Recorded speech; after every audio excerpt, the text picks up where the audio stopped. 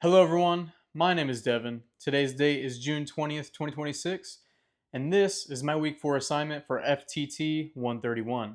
And today, I'll be discussing a malfunction involving a Winchester lever action rifle that was dropped while its action was open.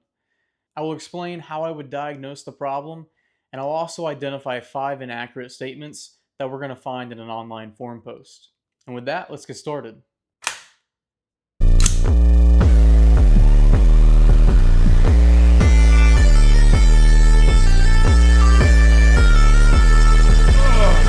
Reserve for 200, sir. Reserve for it all.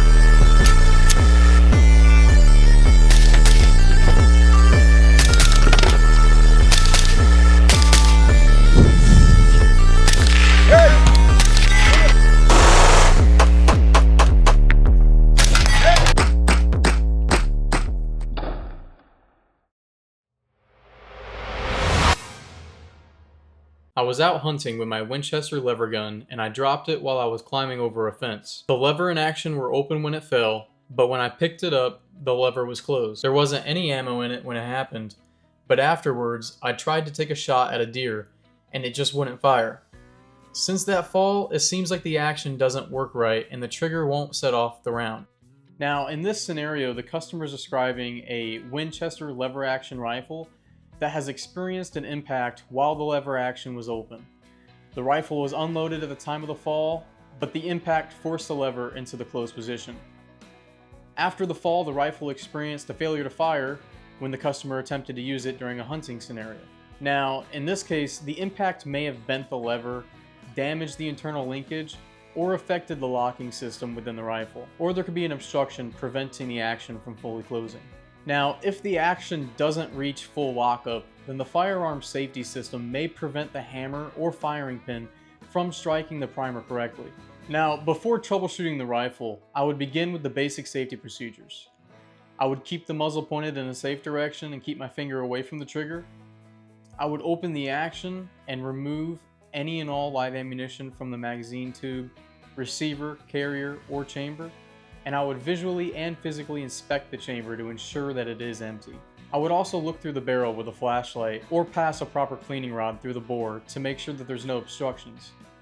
Since the rifle was dropped, I would inspect it for serious damage before operating the action.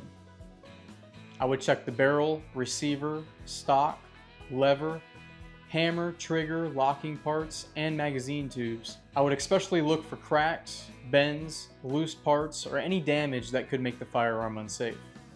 During this inspection, I would not be forcing the lever open or closed because this could cause more damage to the rifle, and I want to keep any and all live ammunition away from the work area during this inspection. Now, the firearm in this complaint is a manually operated lever action rifle.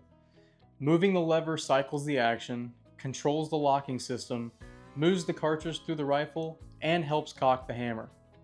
The main function described by the customer is a failure to fire while he was out hunting. A failure to fully lock and a failure to cock are also possibilities in this scenario. Since the problem began immediately after the rifle was dropped, I would first suspect impact damage instead of just normal wear and tear. I would begin by carefully operating the lever with the firearm unloaded, and during this I would pay attention to the unusual resistance, any grinding, anything that feels jostling loose, or any incomplete movement. I would then check whether the lever crosses completely and whether the locking parts move into their correct positions. I would also check whether the hammer cocks and whether the trigger operates normally. I would perform these checks without any live ammunition, and after the firearm passes all basic mechanical inspections, I would begin to use dummy cartridges or snap caps to check the feeding, chambering, lockup, extraction, and ejection. Now, for this scenario, I would choose to do a visual and manual inspection before I chose to do any live fire testing. And this is because the rifle was dropped and could have sustained hidden damage that I have not already found.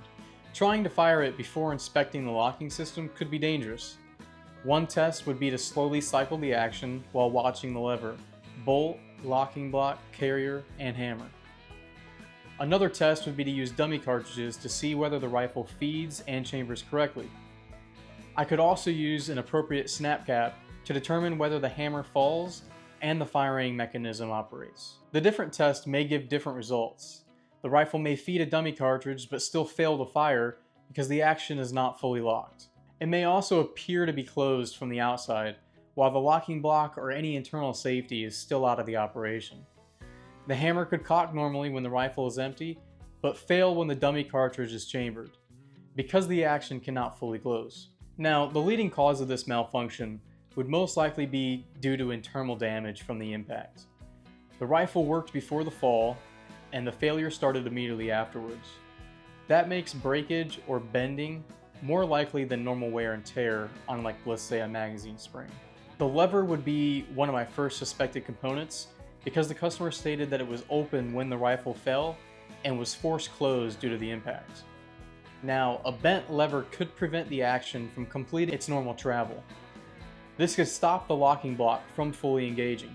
I would also inspect the lever linkage, locking block, bolt, hammer, and trigger components, firing pin, and any safety. If the lever does not close completely, the safety may remain engaged and prevent the rifle from firing.